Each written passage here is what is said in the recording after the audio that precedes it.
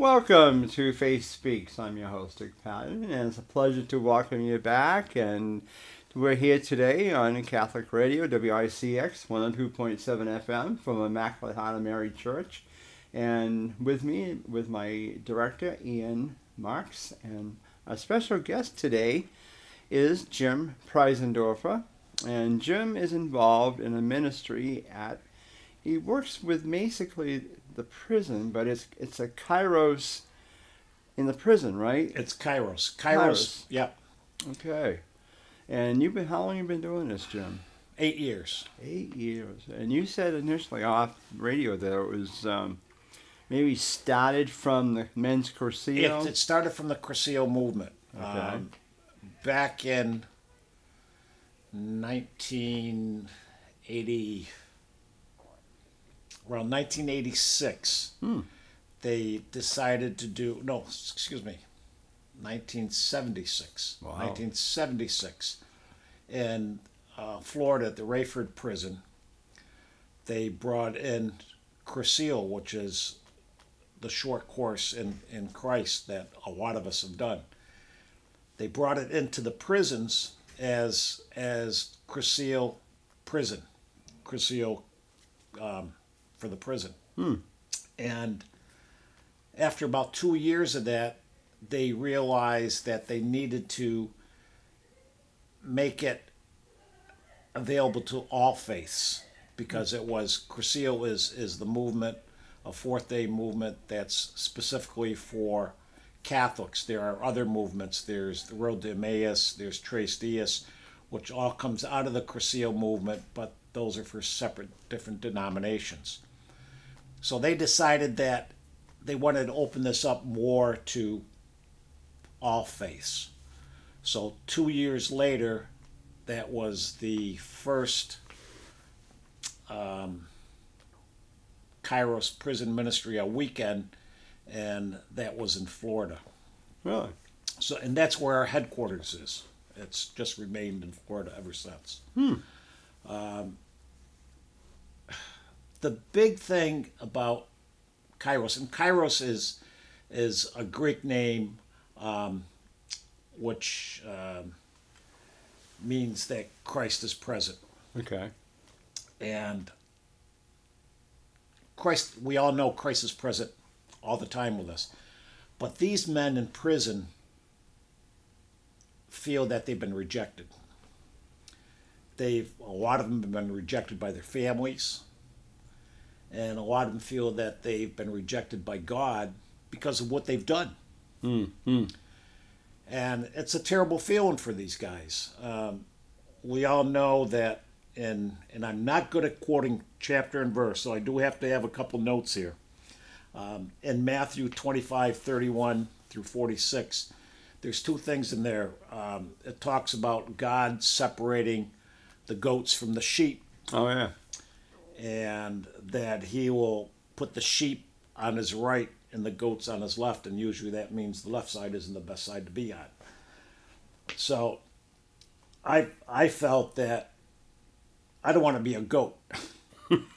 Okay. And I don't want these guys to be goats. So I got from a few different people that talked to me about Kairos. And one in particular was a man named Nate Chapman. I think you may know Nate. Nate has been involved with the Cursillo movement and the Kairos movement for years.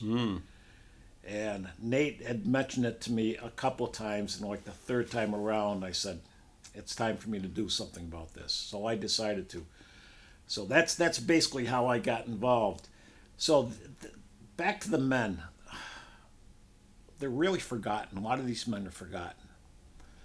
And we go in to show them that they're loved, that God has not forgotten them. And one of the biggest things is God has forgiven them. Now you got to realize that there's a lot of these men that don't even get a visitor. And if we go back to Matthew 25:31 through 46, God asks, when did you visit me in prison? some of these men never get a visitor. Never, not even once. Some of them never get a piece of mail. So you can imagine how despondent that these guys are, some of them. And they're very, very down, some of these guys. When we come in on a weekend and we go in, and we don't stay in the prison, but we go over there for a weekend. And we're there starting on Thursday night and leave on Sunday afternoon. So we spend a lot of time with these guys, one-on-one. So you sleep right in the... No, we don't. We Oh, don't okay. stay in the prison. We stay usually at the Sardo Center, which is the retreat center for Crescio. Oh, okay. We don't stay in the prison.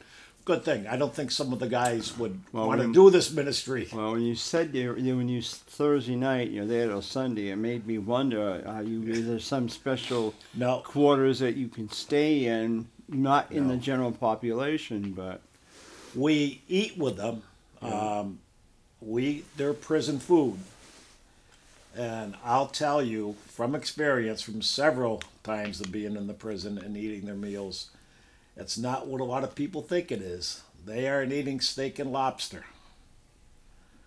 They're eating food that sometimes I feel isn't even fit to eat. One of the biggest things that we talk about, the mystery meat. We get Yeah. a sandwich, and yeah. very hard to describe what that meat may be. Now this isn't even. This is the Concord prison. This is the Concord prison. We do currently where we service the Concord men's prison. Yeah, We do the women's prison, which my wife is involved with down in Goffstown, in Goffstown. which eventually is going to be up here in Concord. Yes, thank the Lord for that, because they are just so overcrowded. They don't even get mass at the women's prison. Now the men in Concord do. We're also partially in the men's prison in Berlin, the state prison in Berlin. We do we call like a prayer and share, but we still haven't done a full weekend there. There's just some nuances there that we have to overcome. And then 2 years ago, when they opened up the federal prison in Berlin, Yeah. which has never happened to us before, they came to us saying, we want Kairos in the prison. Now, there's a couple of good reasons why they want Kairos in the prison. One of the biggest things is that men that have gone through a Kairos weekend, it reduces recidivism, meaning that they don't come back again. Recidivism is coming back into the prison again, offending and coming back again. It reduces recidivism by over 60%. Now, which is huge. But the biggest thing is that these men become disciples within the prison. And I have to give a big example. I met a priest in there 2 years ago, and he's in there from the abuse scandal. His name is Father Gordon McRae. I've read his case, and I firmly believe that this man is not guilty. After I got to know Father Gordon for a while, I said to him one day, I says, Father, God wanted you to be here. I says, number one, to test your faith. And I can see your faith has grown stronger. How old is he? Because I don't remember this. Father Gordon is, oh my word, he just had a birthday. 60s, in his 60s. Wow. He's got concurrent sentences. They've put him in there for life, basically. My goodness. And so I said to him, so as I said, that God was testing his faith. And his faith has grown very, very strong. He has a blog that he writes, and it's called These Stone Walls. And then I also said to him, I says, the other thing is to you to minister to these men in the prison. And I've witnessed it, heard men talk about going to see him, that he's helped them significantly with their faith. The biggest one is a young man from Thailand that's in there for murder. Where? From Thailand. He came here as a young man, as a teen, and got into some trouble and ended up trying to steal something from a grocery store. There was a fight ensued. The person that tried to stop him got stabbed and died. So his name is Punchai Moontree, or better known as Maximilian. That's the name that he took when he was confirmed, and that's from the Saint Maximilian Kolbe. That's a whole other story on its own. But Max came into that prison as a Buddhist. And Max is now a Catholic through Father Gordon. Max, hopefully very shortly here in the next couple of years, will be released. The Marian Fathers down in Stockbridge have written about Max, have written about Father Gordon, and Max, when he's released, will be deported back to Thailand. But he's going to be with the Marians. The Marians have a house in Thailand, and they're going to take him in, and Max is going to work with the people on the streets of Thailand. So there's so many stories that I can tell you about these men. It's just incredible. And if I can, there's another part to this too that led me from Kairos into another aspect. And that's the Father Gately from Stockbridge, Massachusetts, Marians, the Hearts of Fire program. That's basically like a retreat program, but it's a self-study retreat program. Many people in this diocese have done it, especially here at IHM and over at Christ the King.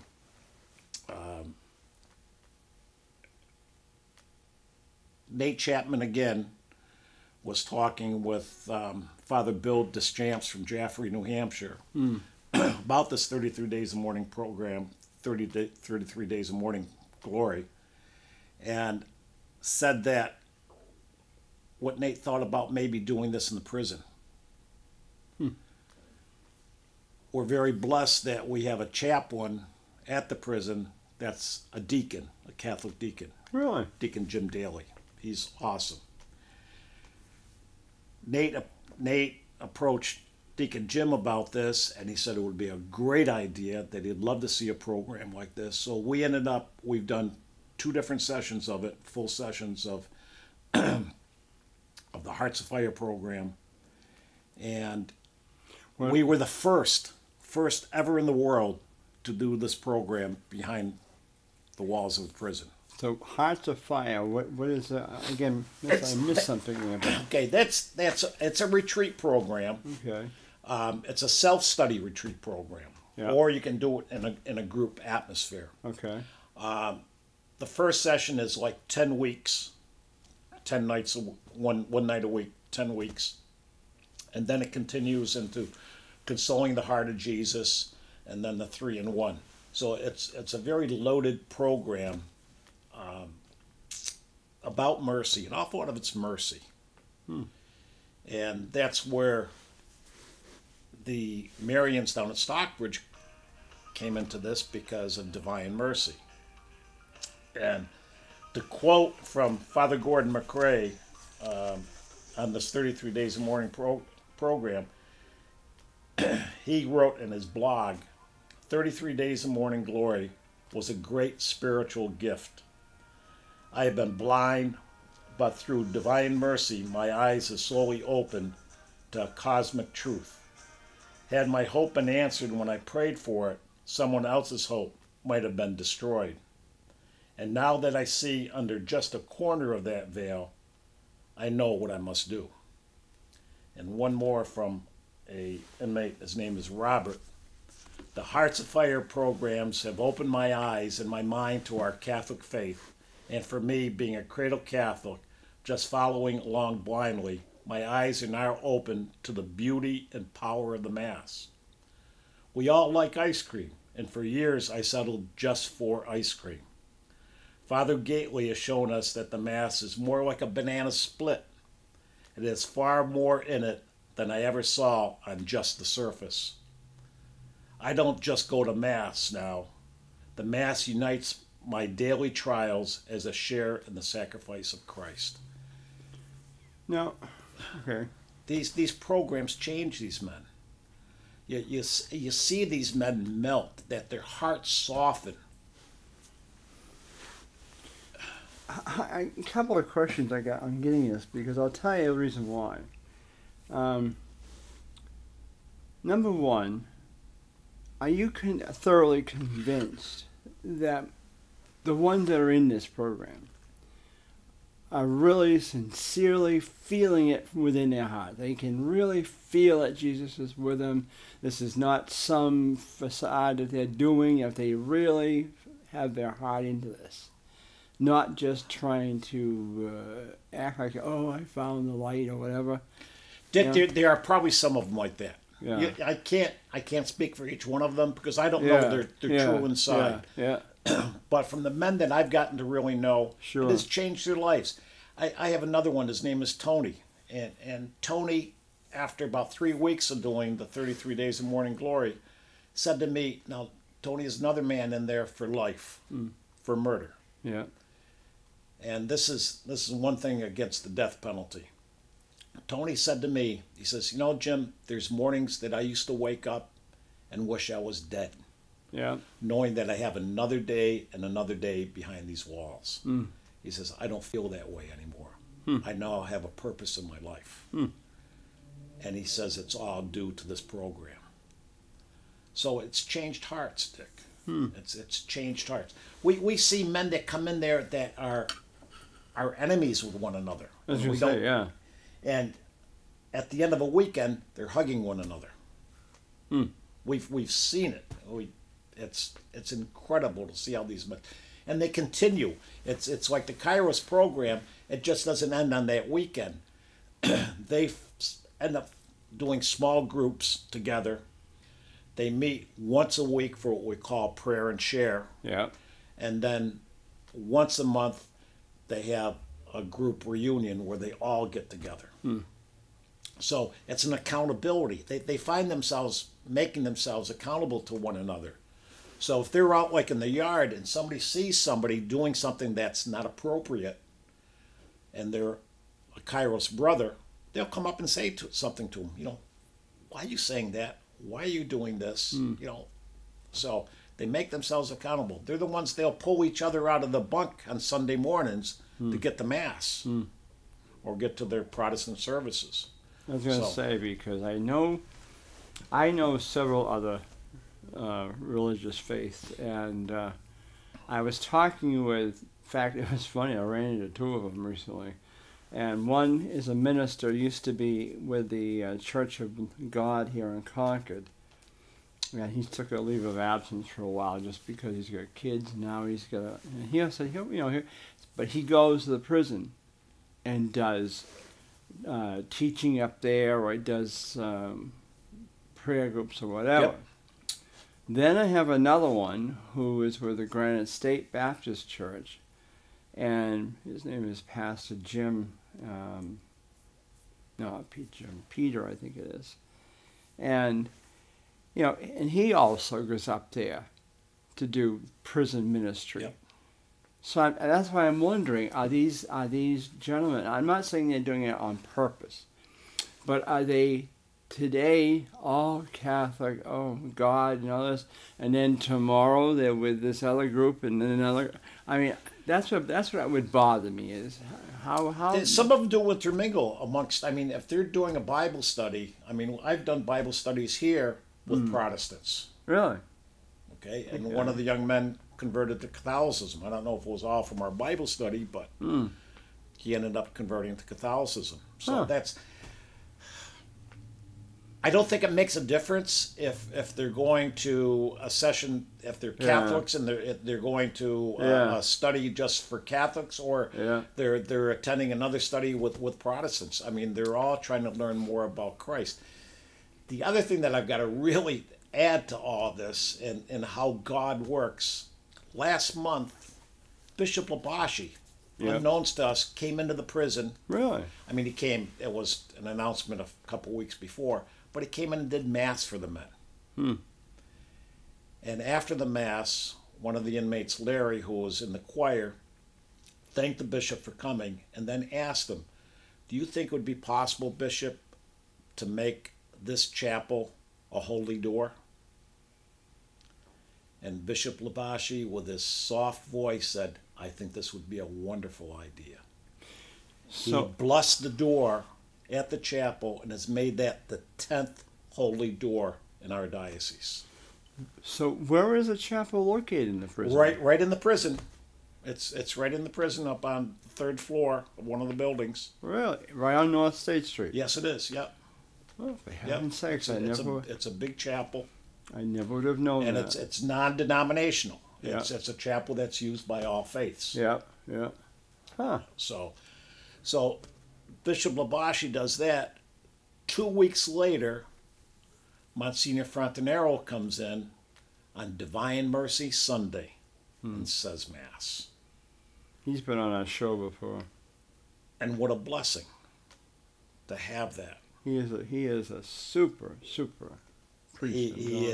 He's such a blessed man. He is. He is a joy to listen, and you can tell just by the way he talks that he just has so much love for people and love for God. You know, it's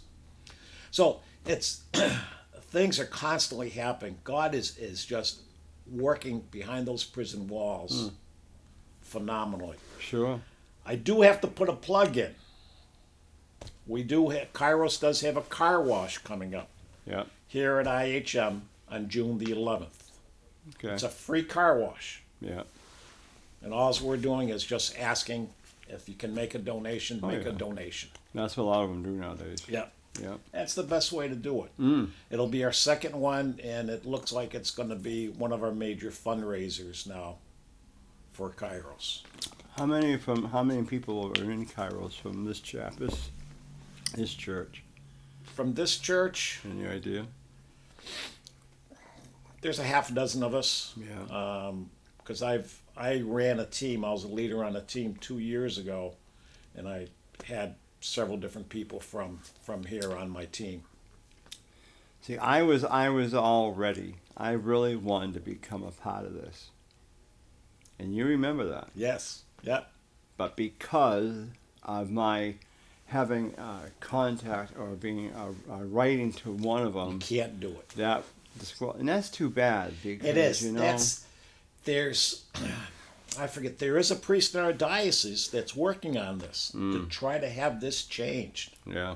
It's really unfair. I mean, is. I had a pastor on my team for like 2 weeks and hadn't gotten his paperwork through the state yet to be able to go into the prison.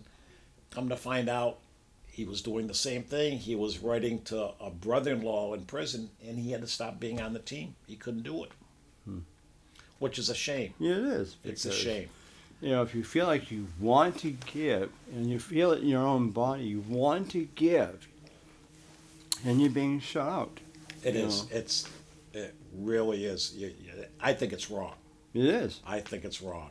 It is. So we got to work together on this. Yeah. We'll go to the legislature and talk to the commissioner or whatever we need to talk to. What would the legislature have to do with it? They pass a lot of these laws. So it's not the church then. It's not the church. Oh, it's got nothing to do with the church. It's really. I shouldn't say the legislature. It's more within the prison itself. Yeah. And this is something that I hope I can work on because I was recently appointed to the Citizens Advisory Board for the state prison. I'm hoping that I can have some influence on some of the changes in the prison. One of the biggest things I see now is there's not enough work for these guys. They're closing industries down within the prison. They had a body shop that was an awesome body shop in a great way for somebody to learn a trade that's marketable on the outside. The manager of it retired 2 years ago and they never reopened it. Hmm. The small engine repair shop, which I've used myself and I've referred a lot of people to, that's closed now. Manager retired. They're looking at revising all these programs. There's not enough jobs for these guys. And we know the old adage that idle hands are a devil's workshop. Yeah. And more so behind those prison walls, because these guys are quite creative and what they can do behind the walls and with the few things that they have. So, I know the one that I write to, or was writing to, he has been sent up to Berlin back last year, and he said, "This is not fair." He said, "I've never done anything wrong here since I've been here." And of course, he had an elderly, his mother was dying of cancer. And he told me just recently that, I just got a letter from him last week, and he said, "Dick, he said, my mother passed away." He said, "I've been really depressed because I couldn't see her, say goodbye to her.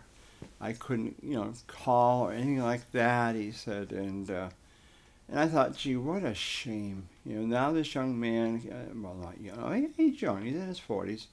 And I said, he just no longer can say goodbye or see her. Because she used to come and see him quite regularly in Concord. And then couldn't make the trip up. And the trip up here to Berlin, there's quite a trip up there. I mean, even myself, I'm not going up there because I don't drive up there either. Right. I mean, it's a good 2 hours from here, 2.5 hours. It's even worse for some of these men that are put in the Concord prison or the Berlin prison that are from out of state. Yeah. I know of another man that's just recently been transferred within the past year from Concord up to Berlin, and he's from Rhode Island. His family can't get up there to see him at all. It was for a minor infraction that he was moved. But that's another story on its own too. There's, like I said, I've got a lot of stories, Dick, about different men behind there. And a lot of these men have become, I consider, good friends. Good friends. I know most of them, what they have done. Yeah. We don't ask them. No. We really rather not know. But a lot of them, once you start to get to know them, they'll tell you more about what's happened in their life. And you hear it on the weekends too, because these guys will open up on the weekends. Yeah. So I love the ministry. Well, I can see why. And that's how I felt. I said, really, that was something I really thought about. And I mean, it's no secret that I wanted to become a deacon. Back in 1991, I was friendly with a retired priest over in Epping, and he wanted me the worst way to really become a deacon. And I said, well, let's think about it. And of course, I approached the wife, and she was very much against it. And I was kind of sad because I really felt that I had a calling there. And, and of course I'm converted, so that was the reason why. But so then when this come along, I was reading about it, I thought, well, maybe that would be something I could do, But I think what we'll do, Jim, at this point, I'm going to have us close out this portion, but I'm hoping you'll stay. And if I can get Ian, my director, to agree to it, we'll do a part 2 right now. Okay. And because I think there's a lot more to this. There is. If you don't mind. So at this time, I'm going to close out, and again, this is Dick Patten with Faith Speaks on Catholic Radio. Be sure to tune us in to 102.7 FM WICX for Catholic Radio, and we look forward to hearing from you. We want to hear from those who are in different organizations that are Catholic related, or maybe stories of yourself telling us something in your own feeling of something that affected you that has really strengthened your faith in Jesus. But this time, you have a great day, great weekend, and I'm Dick Patten. Take care.